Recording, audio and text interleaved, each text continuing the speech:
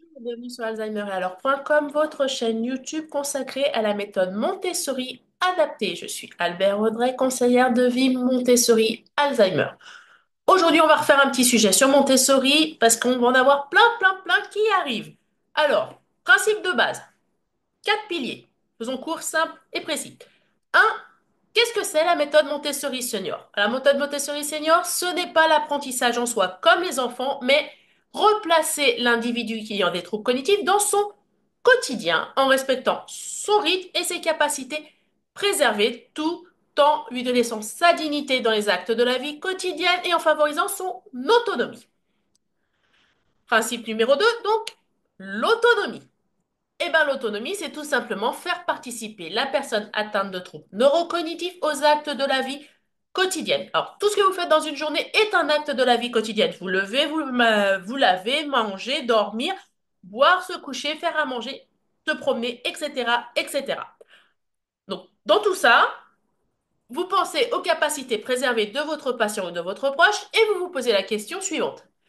Qu'est-ce que mon proche ou mon patient sait encore faire, mais que je fais pour lui? Une fois que vous aurez listé toutes ces réponses, eh ben, vous allez lui redonner de l'autonomie dans toutes les petites choses que vous faites à sa place.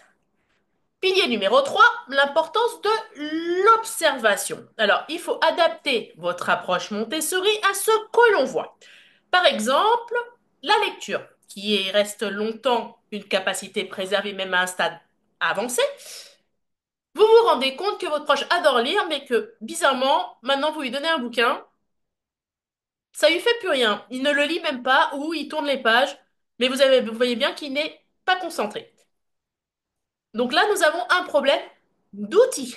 Donc, c'est peut-être probablement parce que votre livre, eh ben, il n'est plus adapté. Soit le vocabulaire est trop complexe, soit la taille de police est trop petite. C'est souvent ça le problème. Donc, pour pallier à ce problème-là, il existe des livres de lecture Montessori adaptés. Vous en trouverez dans notre boutique. Vous pouvez aussi également apprendre à les faire vous-même par une petite formation.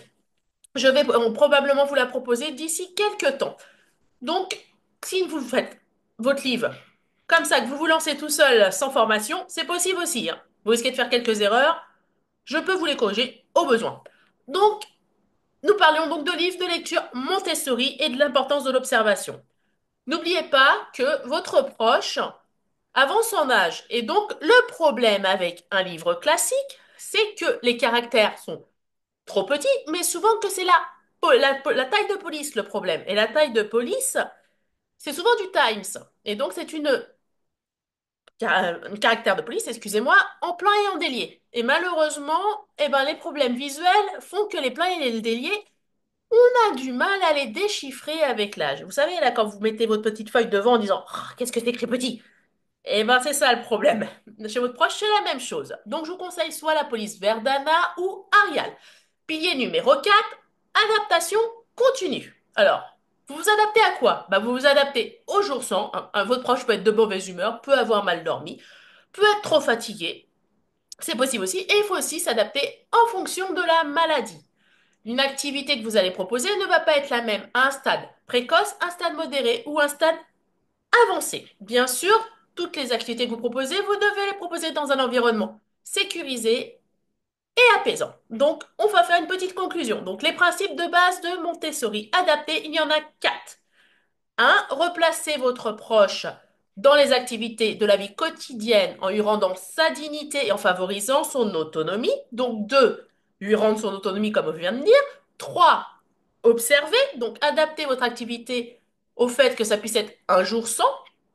Et 4, du coup, bah, l'adapter, comme je viens de dire. Donc, n'hésitez pas à liker, disliker, partager cette vidéo et on se voit la semaine prochaine.